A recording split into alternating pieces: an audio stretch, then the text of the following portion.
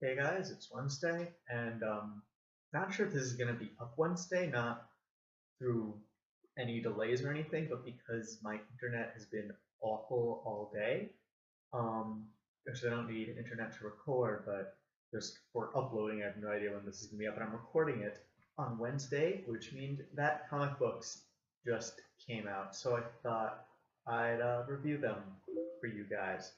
So, first up, we have Batgirl number 37. Really shiny cover. Well, not like actually shiny, but it looks, the visual illusion of light on.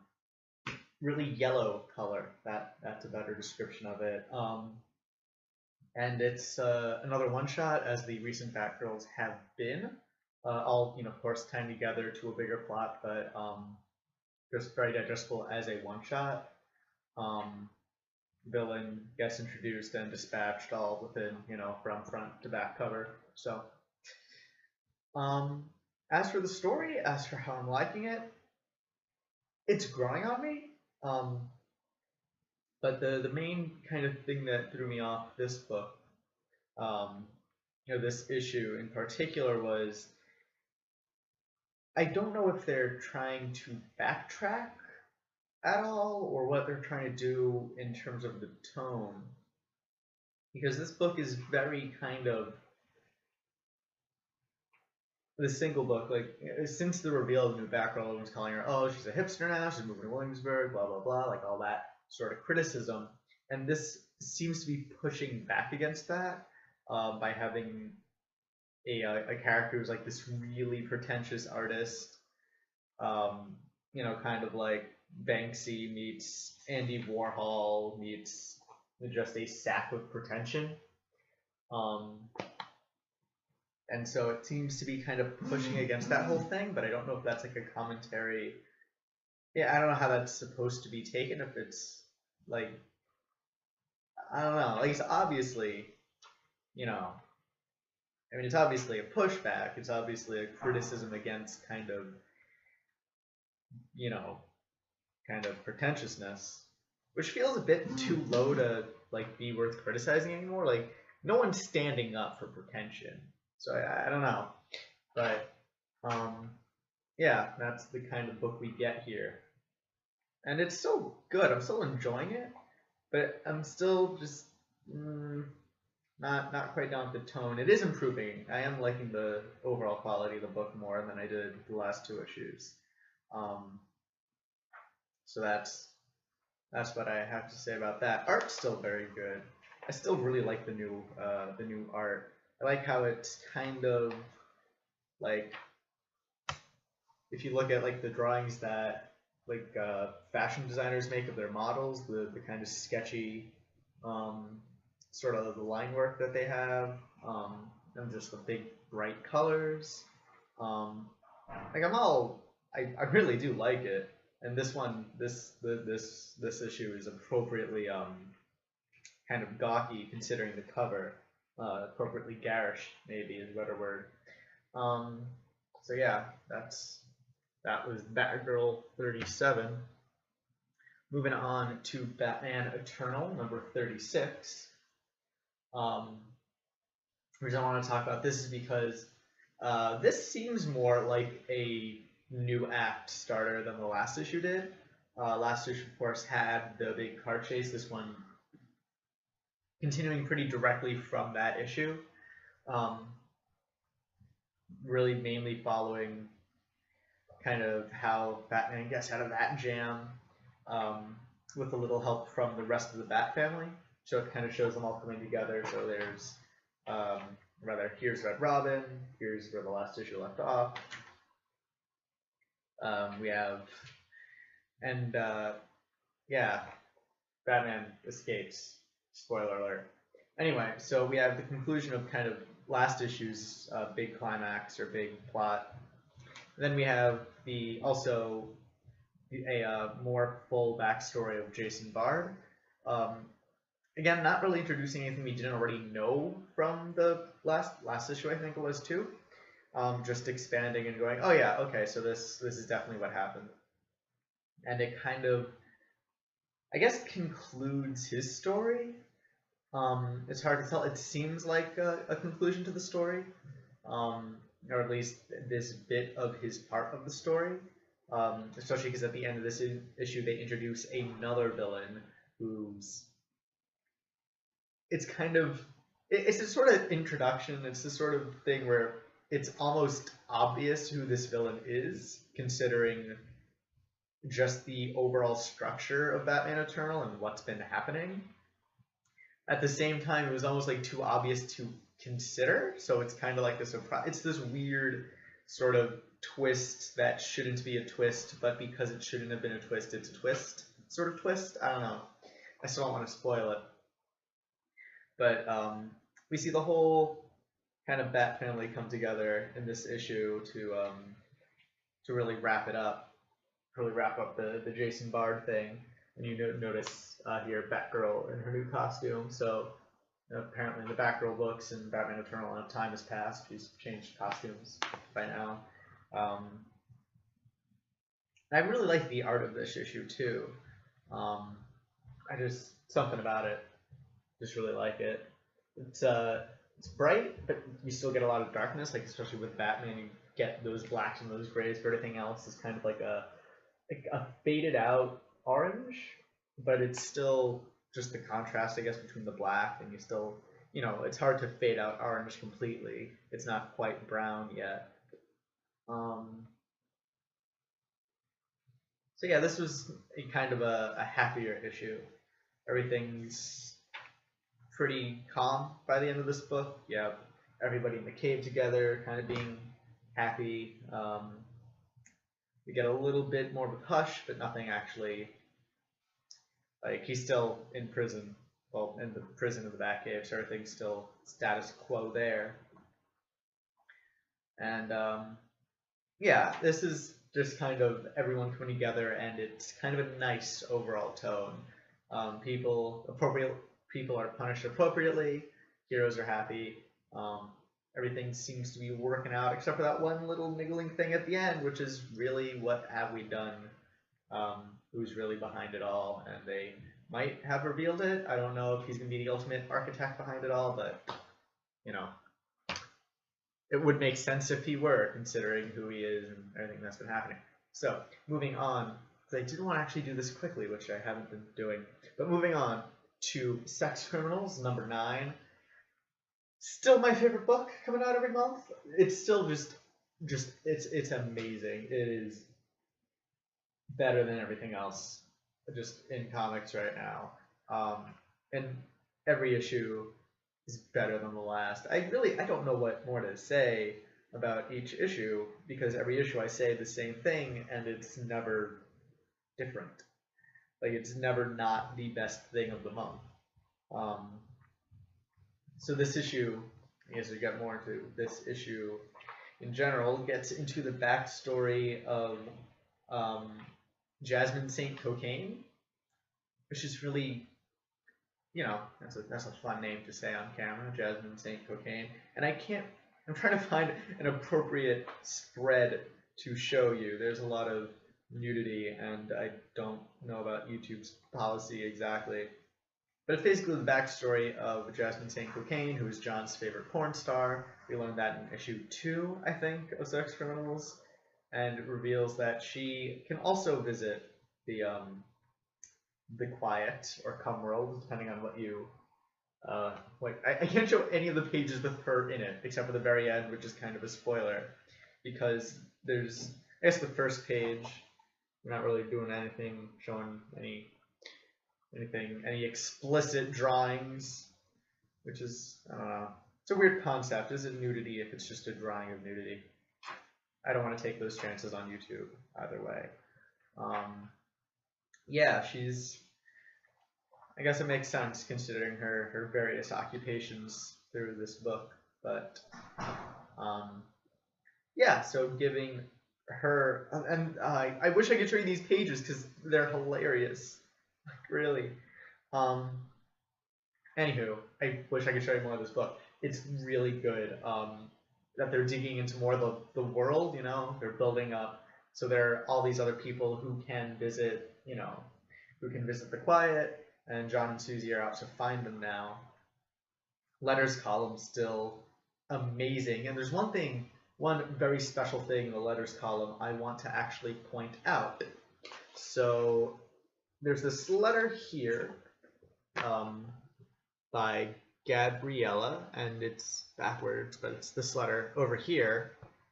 Starts down here, goes over here, and I'm not sure if you guys will be able to read it because it looks backwards to me right now, and also about just the quality of the text. But the reason I point this letter out is because I'm pretty sure part of it is about me, and I'm not just saying that because I'm a narcissist. The letter describes the writer Gabriella met someone during New York Comic Con who just came out of a panel where Matt and Chip were both speaking, and she met the guy who I think might be me right after that panel where they had a discussion about sex criminals, which is the conversation I remember having with a girl after the panel at Comic-Con. So if it's you, if I look familiar and you're Gabriella and that's what happened and I'm in a sex criminals issue, like in the letters column, but it's still me because I'm in the story, that'd be like really awesome if you can confirm that, and like it would make my day for my year. It'd be an awesome Christmas present is all I'm saying if I found out that was actually me that is being discussed in an issue of sex criminals. And I really hope it is. And you know what? I'm not going to say it isn't because I have friends who can back up that I totally had a conversation with somebody about sex criminals right after a panel where Matt and Chip were both talking about sex criminals, and I showed her the card that I had that I didn't, I don't, it's in a drawer somewhere and I don't want to pull it out. I'm going to pull it out because I want to verify that this was me and I have the card and everything. Yeah, so here it is, the official Brimper card. I still didn't fill it out, but yeah.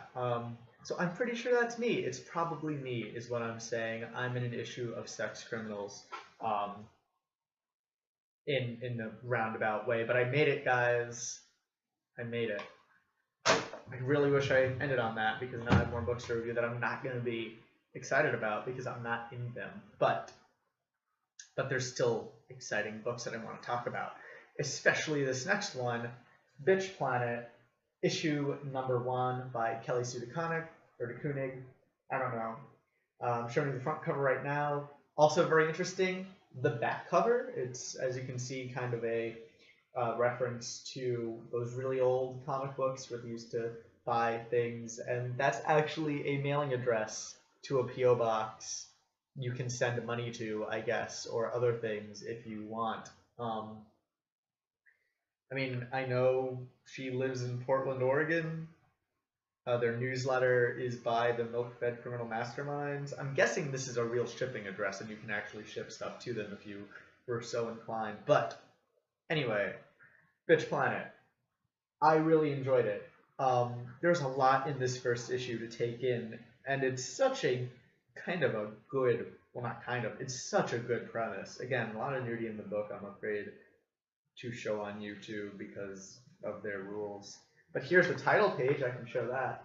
And so basically the premise of Bitch Planet is that in the, it looks like the near future, any woman who is a non-compliant, which means that seems to have a very liberal definition, non-compliant, just doesn't do anything a man wants, gets sent to space prison with a whole bunch of other women because they don't follow a man's rules or something. And there's so much to think about in this book, besides just that premise, you know, women's space jail.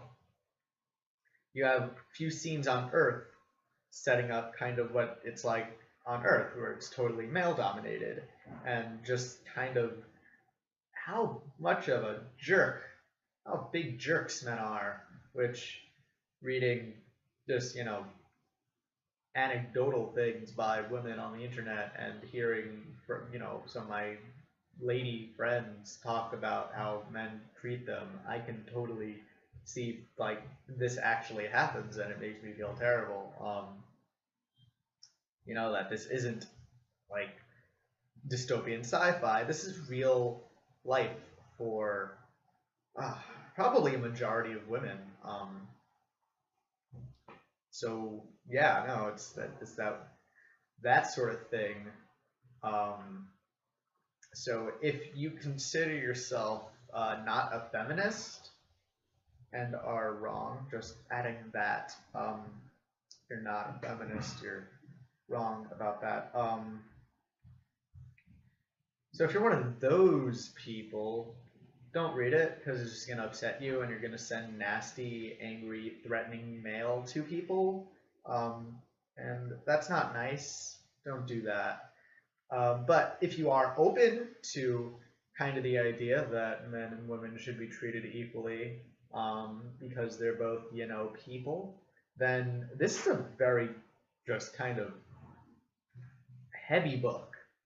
Like, well, I mean, first issue alone, you have like just this one major kind of conflict involving a relationship, an actual marriage, that is, and you got to see how like marriage plays out in this world where there's no attempt at equality really, um, which is really interesting and scary, kind of like just for what it means about how people are expected to behave and how it's totally okay to behave in this comic world.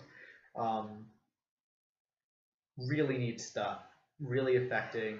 I really liked it, as you can probably tell. Um, art's really great. The whole art style is kind of like the back of the book. And it's still new. Again, I'm trying to find pages with actual girls on them to show you that they're not partially naked. Geez, who knew that'd be such an issue this week? Is comics full of naked ladies? Usually, I don't pick those up, but no one's naked on this one. On this one, you can see maybe all the dots. The kind of the printing dots that they used to have on old comic books because printing was a lot cheaper to do, or at least the way they printed. But the art's very nice. I like the line work, the colors. I like all the pinks and like just the contrast between the pinks and the blue. All the different character shapes. Everybody's not the same shape in this book, which is really cool. They all have like really distinct silhouettes and everything. It's just like I don't know. I find that very important in character design, that they're not all the same body type, and you can tell just by silhouette which character is which. And it was a very good, one of the best first issues I've ever read. And then in the back you get a really nice article by I think she's a women in gender studies professor.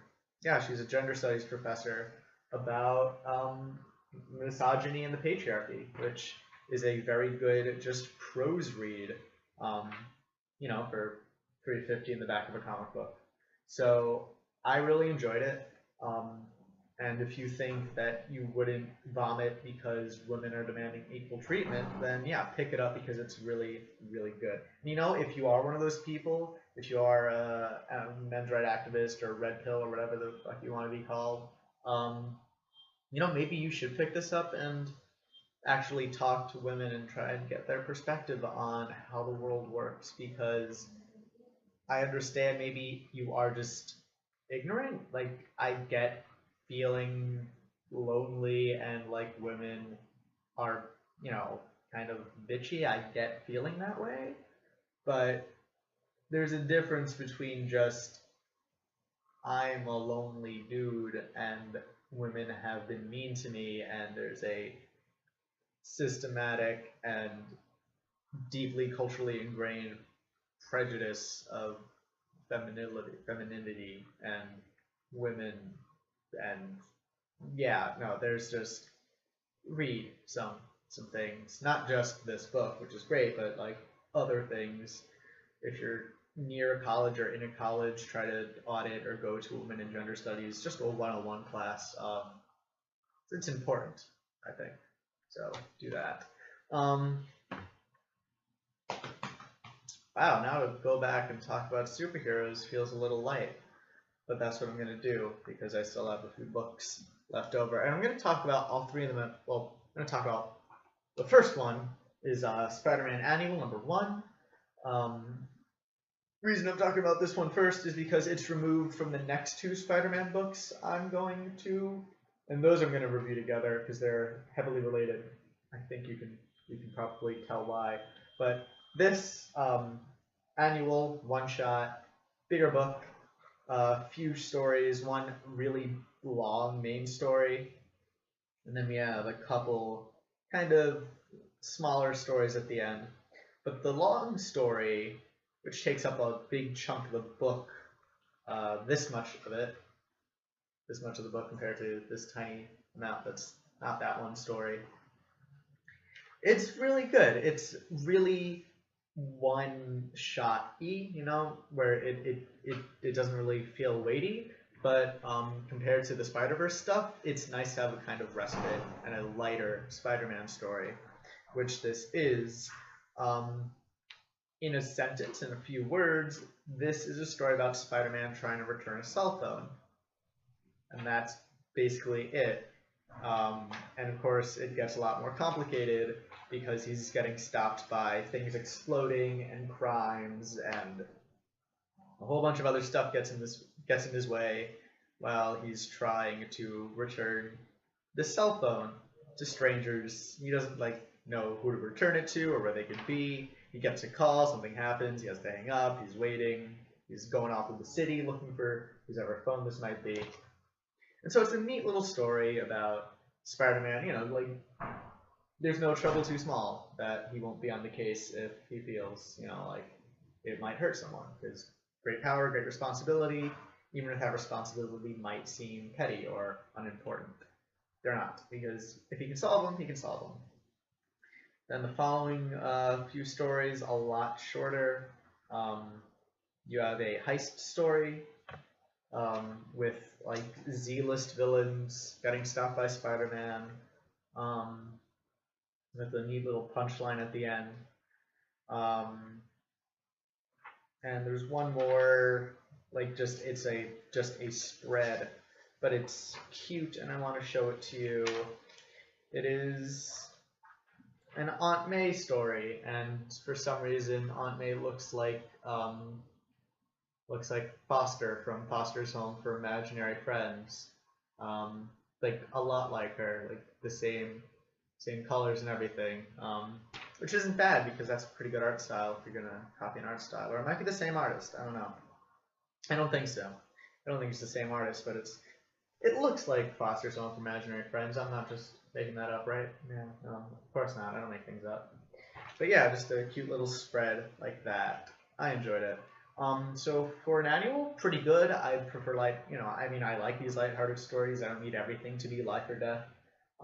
Especially with Spider-Man, who is at times one of the most tragic heroes, but also at times could be, one of the most comical and lighthearted. So it's a pretty good one-shot. I'd pick it up just for a very light read, but I can understand not wanting to spend money on something that's essentially dessert.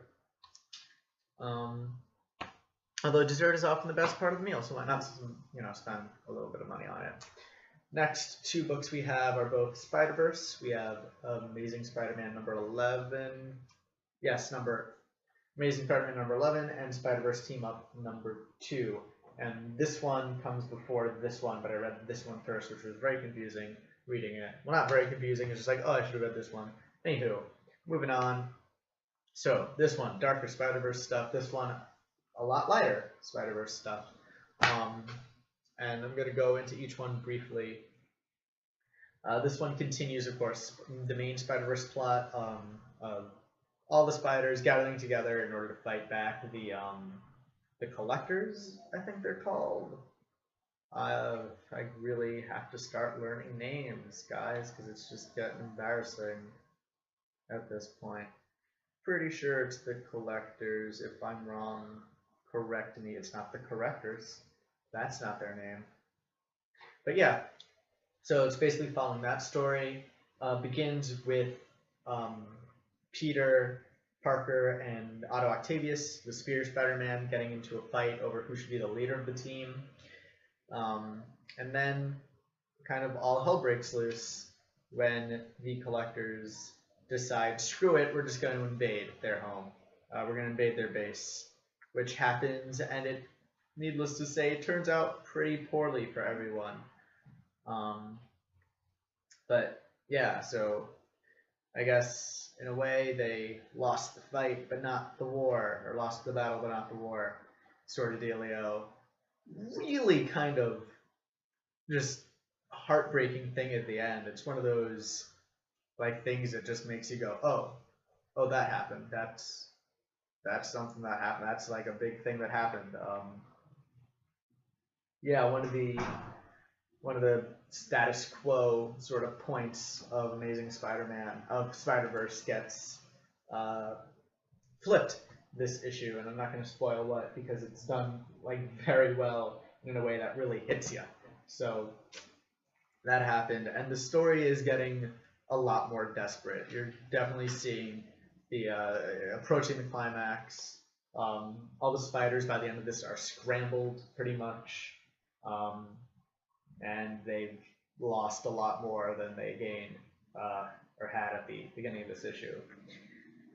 And then, so this leads directly into the second Spider-Verse team up, which is a lot more lighthearted. The reason for that being it takes place primarily in the 1967 animated Spider-Verse universe, with terrible animation and just everything looks really bad and cheap, and I just love it. I love it. I love how everything looks awful in this book. Like, the villains look like paper cutouts. Everything is just so simple, and it just works so well. Each character retains like their own personality through this universe, but it's still, everything still like fits really well. And by the end, everyone learns from each other. It's such a great little story, and I just love the art styles. It's amazing. Worst part is probably Ultimate Spider-Man, the cartoon Ultimate Spider-Man, because he does that thing where he talks to the camera, except this time it's just directly to the reader, and I didn't like it in the cartoon. I think he's just annoying in the cartoon. I don't really watch it all that often, but on the off chance someone else has it on or I see it somewhere else, I never really enjoy it. And they nailed his character. That's exactly how he is in the cartoon, so they got his character right. I just think he's a really annoying character. And then the backup story to this involves Spider-Gwen chasing a Peter Parker who decided to become the Green Goblin after the Goblin killed Gwen Stacy. So they have that's a more, I guess, touching sort of story. Lots of it clashes a bit tonally with the Spider-Man and his amazing friends sort of Spider-Man story, but it's still very well written. I still enjoyed it, even though it's a lot shorter and kind of the opposite of the thing that led into it. So I picked this up if you're a fan of like the old cartoon. If you just like the idea of owning a book that looks like it was made for 2 cents by a 5-year-old, then I'd buy it. I really enjoyed it because I enjoy that sort of gimmicky stuff because I have no taste. And last book, just going to briefly talk about it. Future's End, number 32. As you can see on the cover, a new villain introduced. Pretty sure he's supposed to be Dr. Polaris, but he hasn't revealed his name yet, but he has the whole magnet thing going on and the Dr. Polaris helmet going on. I'm going to show you a picture of him all suited up. There we go. That looks like it could be Dr. Polaris, right? I'm not crazy. Totally not crazy. I'm not talking to myself right now. I'm talking on camera. And other than that, following up on just all the other stories, pretty much, we have Terry and Plastique. We have Mr. Terrific unleashing Brother Eye, first to New York because New York gets everything first because New York is the best city in the world, and even though Mr. Terrific is supposed to be kind of morally ambiguous in this story, I agree with that point. But I'm biased. I live here. We have some more stuff with Earth 2, with Coal Cash trying to readjust in Earth society now that he's well, I can't tell if it's our Coal Cash or the Earth 2 one because they look exactly the same because they're the same person. We follow up a little bit on 50 Sue, and then we have Dr. Polaris come into play and a little bit of Firestorm. And again, this book is jumping around too much for anything really important to happen. Oh, and also at the end, Ray Palmer and that whole gang comes back and then gets attacked by Shade, who has Godzilla. So there we go. Yeah, the book jumps around too much for anything really to develop in each story, or they just drop something and it lands, but there's no after effect immediately in the book, so it just kind of happens and then next story.